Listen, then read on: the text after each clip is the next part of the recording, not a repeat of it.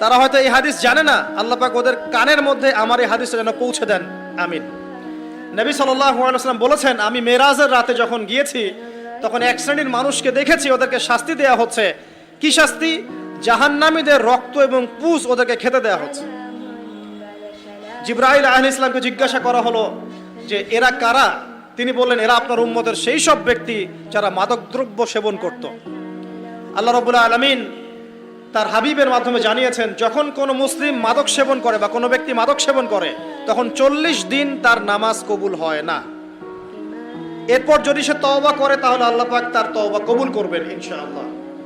যদি সে আবারও মাদক খায় তওবা করার পর, আবার 40 দিন তার নামাজ কবুল হবে না।